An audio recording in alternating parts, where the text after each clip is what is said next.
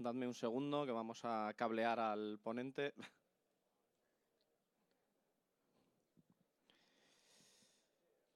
Muy bien, muy bien, muy bien.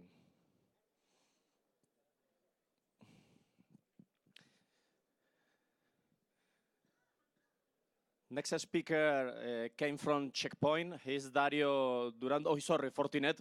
Excuse me. I have a mix on sponsors today, but really bad.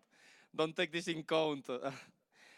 He will talk about IoT, the battle of the bots. It is really interesting. So Dario, introduce yourself and please the screen and check everything is right. Okay, thank you.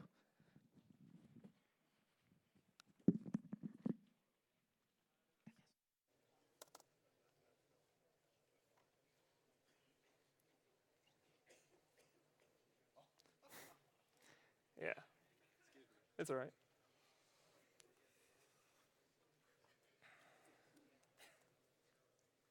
Thank you very much. Hi, everybody. The talk is going to be about botnets, specifically Mirai, if you are familiar with that. I am Dario Durando. I am a researcher at FortiGuard Labs, and I focus on Android and IoT malware research.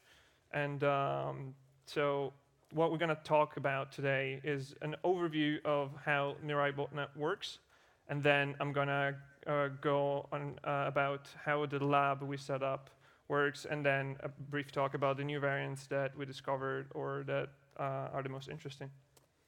So first of all, if you don't know what Mirai is a botnet that appeared the first time in mid-2016. It is the biggest at the moment in terms of bots pulled, and it was made open source, or let's say the source code was released by its author, a user going by the name of Anna Senpai on a hacking forum in September 2016. So now I'm going to briefly explain how the botnet actually works, and be kind with me. I'm not an artist, I'm an engineer, so the PowerPoint is going to look weird, but thanks. So we start with an infected IoT device, the one on the bottom left. So what this device will do is to try to gather other vulnerable devices and add them to the botnet. So it will try to brute force the login of other devices, and if it manages to get a login in the device, it means the device is vulnerable. So we'll report the credentials, the IP of the bot to the report server. The report server will pass this information to the loader, which will directly load the bot on the vulnerable devices using these credentials. Once the bot is loaded, the vulnerable device becomes infected, and it will basically be part of the botnet. So it will again try to add new bots. So we'll start brute force other IPs, and at the same time it will report to the server with its credentials that will be added to a database with all the bots. Then this database, including all the bots, can be used by different users that have access to the botnet to start an attack. So we'll send an attack command to the C2 server. The C2 server will decide which bots to use for this attack, how many. I mean, it will be prompted on how many. It will pass the command to the infected devices of choice, and then they will attack the target. So it's very simple, it's very straightforward. The modules that compose the botnet are the C2 server, which is in charge of creating the different sets of bots that are used by different users, add new users, because we have to remember this is basically a way to make money for the admin of the botnet, so it can create a user for a specific guy that wants to use the botnet to attack someone. And it's code all in Go, and supports telnet, authentication, or API keys. So the second module is scan listener. This module serves the purpose of receiving reports of vulnerable IoT devices by the bots in the botnets. It listens on port 48101, and receives these IP and credentials that are then passed to the loader, which, as I said, logins with these credentials into the device, and then uploads the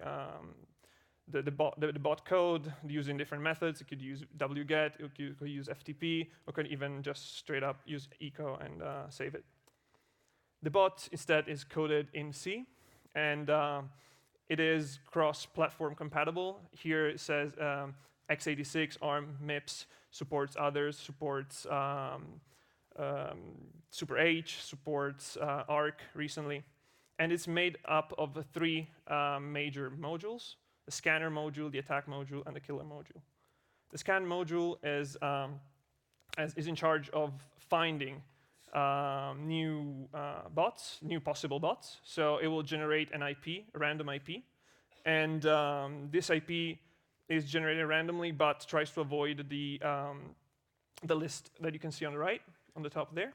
And this list comprises of non-valid or useless addresses like loopback, but also some government-associated IPs and some big companies like HP.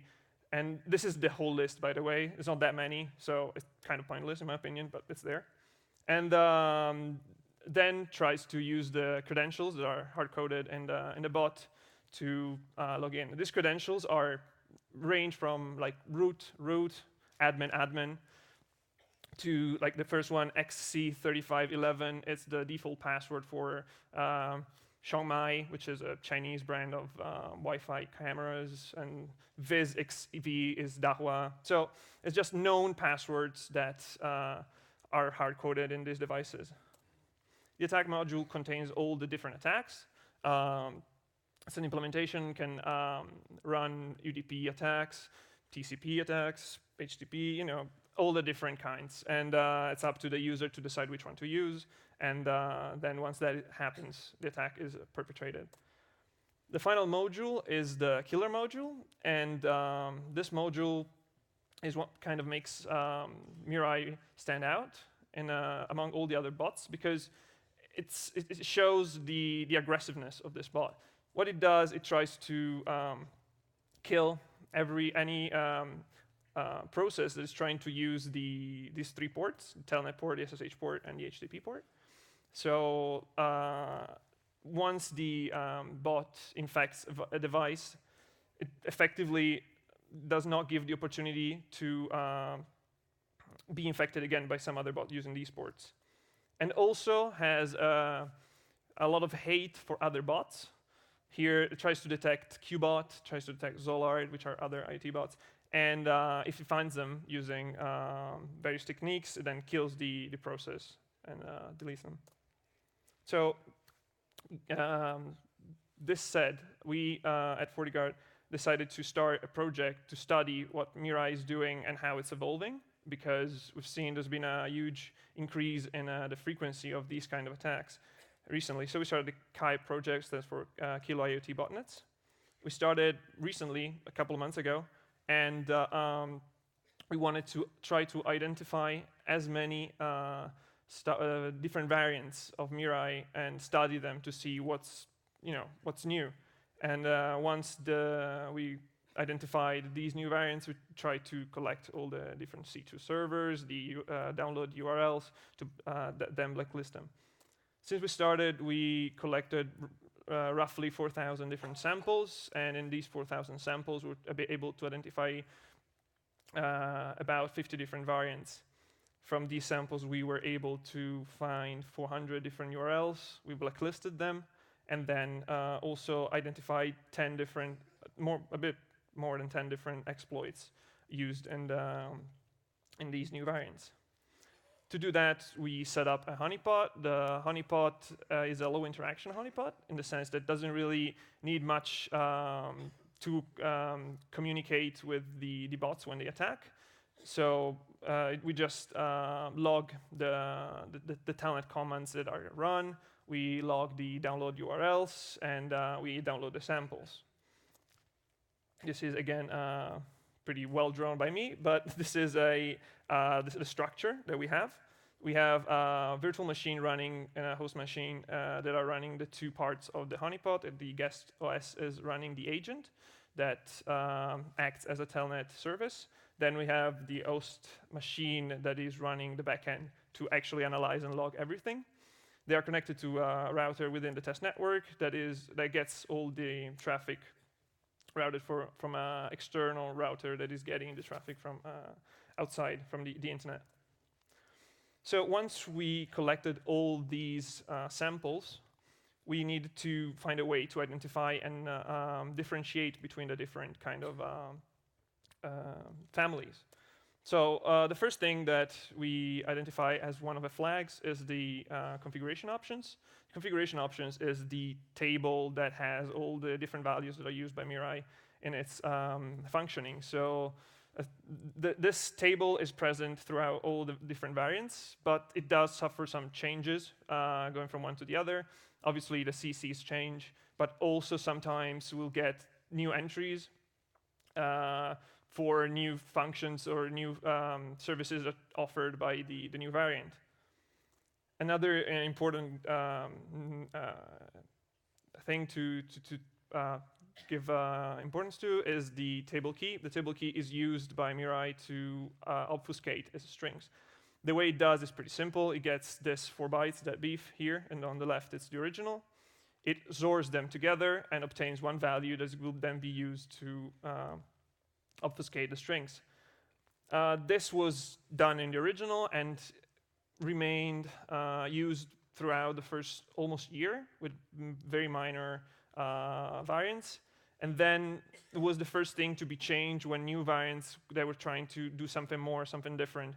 They started to change that. As you can see, they have like way less pronounceable options, for example.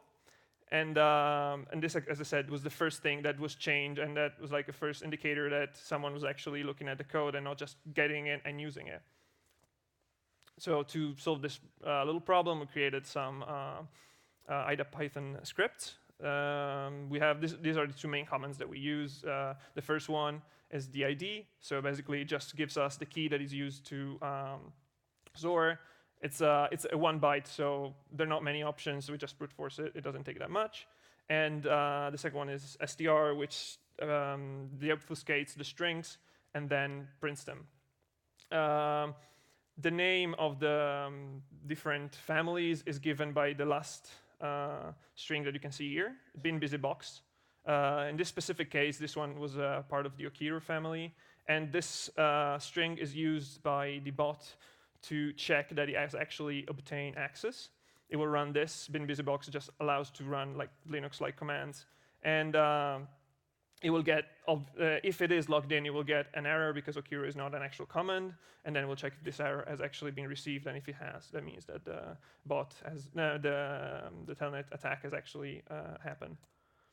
There are many other things that we like to look at to have some idea if there's been a modification. We call them Easter eggs. They're called safe strings in the original code, and they vary from random sentences like "I love chicken nuggets" was one, and then others are just very foul things about researchers, which I'm not going to repeat. And then this one specifically is my favorite. It was in the original, and as you can see, it's a YouTube video, it says on the top. And obviously, I had to check, and I was rickrolled when that happened. And it happens every time. It's always there. I always check it. That's the nature of it. So this is a kind of a heat map of where the C2 servers that we identified were. The darker, the more. So from these 4, USA, Netherlands, Russia, and China, kind of had, I would say, like 75% of the hits. And then there were some others from some countries in Europe and Canada, and stuff like that. So this being said, what are the interesting variants that we were able to identify in Mirai? So this is a timeline of the various variants. Every yellow line is a new variant. And it started in 2016. And Mirai was the first, obviously, and there were no real modifications of it for a while, let's say 4 or 5 months. Then the first one started to appear. You can see memes or objmpern. And these ones were really just changing the credentials used to updated new ones that were discovered. The first big family to come out was Masuta, which still wasn't very different in terms of the code, but it just happened to be more frequent. So it will pop up way more than the others, which would be like once in a blue moon. Towards the end of 2017, we started seeing a bigger amount of new variants popping up from time to time. So Satori, for example, was say that it came to light in December, but the first samples actually started circulating in August of 2017, and it was the first found to be using a different kind of propagation method. And then there's just I named a few there, but there were so many they just didn't have the space to do that, to do more than that. So as I said, Satori also goes by the name of Okiru. It depends. It's a debate. It changes the name in the strings, but the code is usually the same. The exploits are there, so we just group them together.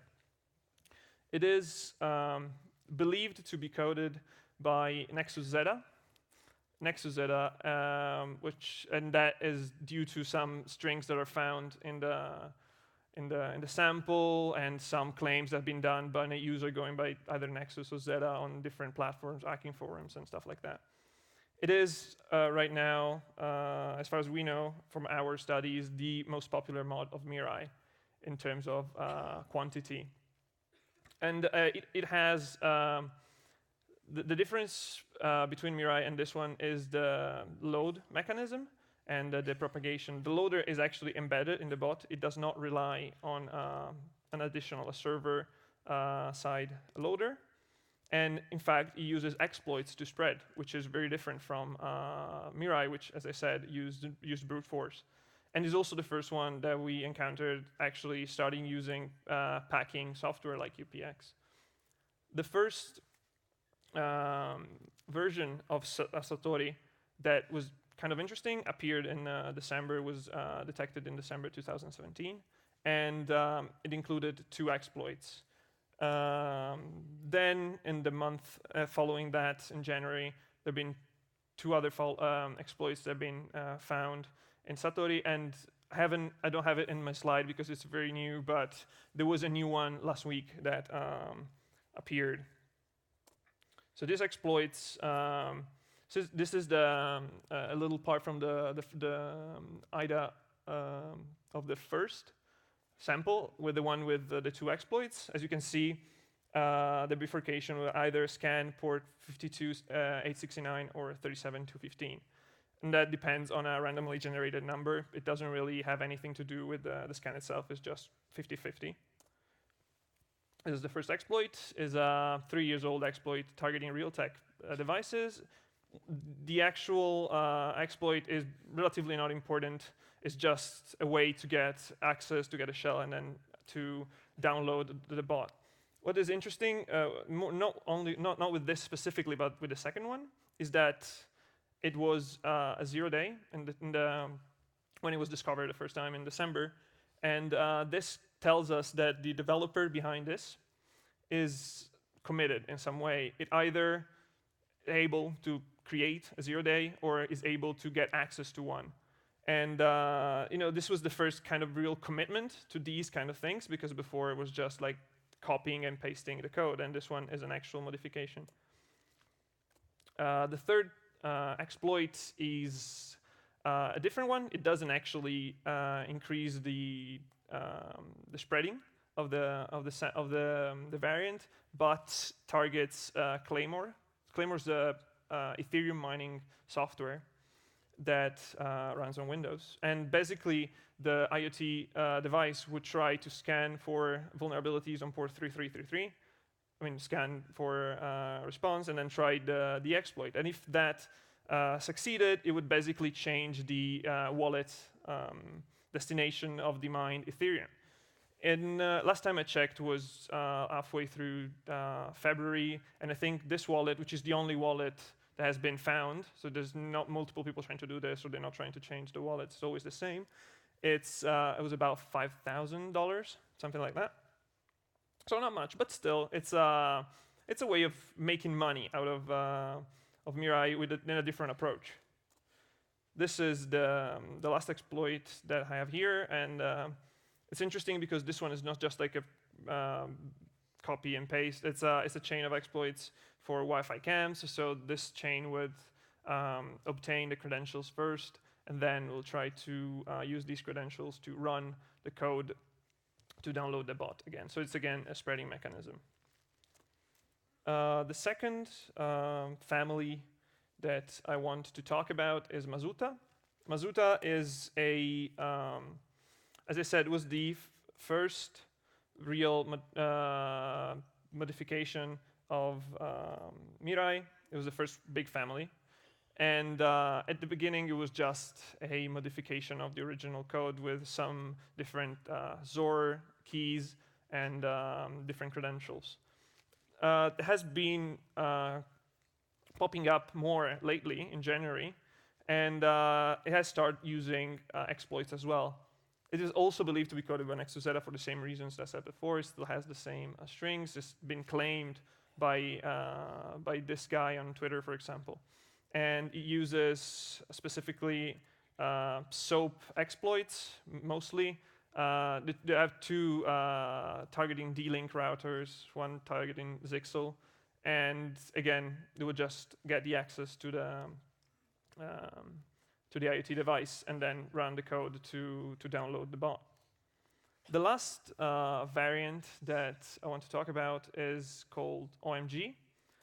OMG is, the name actually was OOMGA, as you can see on the right, but really didn't roll off the tongue, so we went with OMG. We discovered this last month, 45 days ago. And the first, doing the retro hunt, the first samples appeared in 2017 in July, but it was still going under the name of Mirai. So they didn't change that, and that in December they actually started using a different name. In terms of the way it functions, is very similar to, is actually the same as Mirai. The attack module, the killer module, scanner module there, and it uses brute force to spread. But it offers a new function, which is it allows the user, the attacker, to turn the IoT devices into a proxy server. The way it does is using 3Proxy. 3Proxy is an open source proxy server set that's available on GitHub. And basically, the way it chooses to use one or the other is through an input given by the C2 server. If you receive a specific message, it will switch from one mode of operation to the other. If it's in proxy mode, it will generate 2 random ports, one for HTTP and one for SOCKS. And then it will add these 2 ports to the IP tables, to the firewall, and basically allowing traffic through these 2 random ports. It will run its proxy, it will change the exchange of traffic, and then when it's done, we're receiving another message, and then it will shut down and delete these 2 rules, not allowing any more traffic to go through. So obviously, it would need some kind of interaction. It would need some kind of setting up. Obviously, that's not possible, so it embeds the whole configuration that it would need otherwise, and it's embedded in the code. When we started analyzing this this sample, the C2 was already down, so we couldn't actually contact it and have a kind of communication. Everything that we know is based on static analysis. So what we think is this was simply a copy and paste of the GitHub code into an already existing malware and used as an, let's say, like a testing, I would say. But this is showing that there is a direction in which these things are going, and in the future, these things could be used to have more intricate uses. Like, for example, you could use them to create a decentralized C2, be like more resilient on takedowns and stuff like that. So to wrap this up, Mirai is it's a botnet that is not being around for that long. It's been around for about 1.5 years, and it started as a very well-programmed botnet, but not that resilient, and had very basic ways of hiding himself. Has very basic obfuscation. It was using a kind of basic way of spreading, which was at the time the most effective. Although, like in time, in the past year, this has changed. The propagation has become a more targeted one. It started using exploits instead of using just brute force. It uses known packers, UPX for example, so slight modification UPX, and starting using creative ways of monetize. For example, the Ethereum mining exploit is an example. The proxy service to offer to your users is another example. So we expect this to continue, this evolution. There have not been real modification of the core functionalities. The proxy was probably the most different, but it was still the same kind of base code with an addition, with a copy-paste of this code. But the more time passes by, the more people realize what the reach of this botnet is. We expect more developers to start tinkering with this, and the more people start to work with it, the more it gets on. So we'll also probably likely see more exploits because, as I said, the way Mirai works is try to shut down every other botnets to infect it. So most of the devices that were targetable by brute force logins probably have been in some way compromised. So what remains, what is still up for grabs, is the ones that are not vulnerable to that. So to get to them, there need to be a different way, for example, exploits. So in short, Mirai is definitely winning the war with other botnets because of the killing, because of the just the modularity it offers, the fact that it's open source, basically, and it's easy for everyone to just pick it up and deploy it. And it's also so vastly modular and compatible with different architectures that it's just we don't see this going anywhere unless something else comes by that just revolutionizes the world of botnets. So that would be it.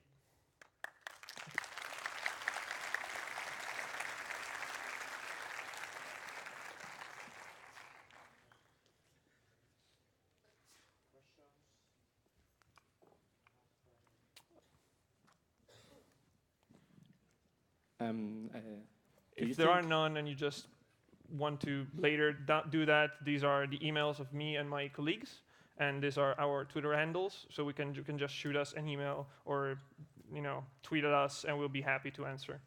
Just one quick question. Yes, sure. Do you expect for the future something similar to a patching or hooking bot, just to take advantage of an already existing infection, just getting replacing addresses and replacing command and controls addresses and these kind of things, not to implement any functionality, but steal from other botnets? Well, regarding Mirai, as I said, it's hard to do that. You would need to rely probably on exploits to get to the core of the bot. So it is possible, and but I don't see that happening on a large scale, but more of a targeted one. So probably it could happen, but it wouldn't. I don't think it would destroy Mirai in the way it is. Okay. Any other questions? Oh, there. Sorry. Right there. Is it on? Yep. Hi. Yep. Stand up. Just wondering if there is any... I have no idea where I'm looking. Sorry. Like Sorry. Any evolution in how manufacture secure by design devices, Internet of Things devices? Yeah. So obviously the IoT environment is a relatively new thing, and it has been like the the buzz. Everyone wants to talk about IoT in the past 2 or 3 years. So what happened is that many producers of different hardware wanted to be part of this. So what they did is just pushed out something that would compete with other people. So obviously security was never actually looked at that much. So that's why we get the brute force. The brute force comes from that. Like the fact that the brute force login is so effective is that most of these devices are just kind of crappy. What they could do is definitely like invest some money, or it's just as simple as forcing the user to change the credentials at the beginning. This is what we could say for the brute force part. The exploits, obviously, that's just how it is. You can really say, let not have vulnerabilities, because that's what everyone tries to do. But then again, you just need to work harder on that. Okay. Final question, Mark. Nice here. Okay, thanks. Nice coverage about Mirai Botnet. I have one question regarding the Honeypot part. Yes. Can you disclose a bit which challenges you found trying to build a honeypot, or you use something open source, or? Yes. So we used an open source honeypot called Cowrie, if that helps. And so it is like the hard part is being able to find more. If you don't know, but Cowrie is a very easy to deploy thing, so that wasn't very difficult. The difficult part is having something that gives you more. We have a telnet honeypot, because that was the way it was developed at the beginning. It was the way it was spreading, and we are at the moment studying a way to have obviously like supporting more protocols, focusing on different ports as well.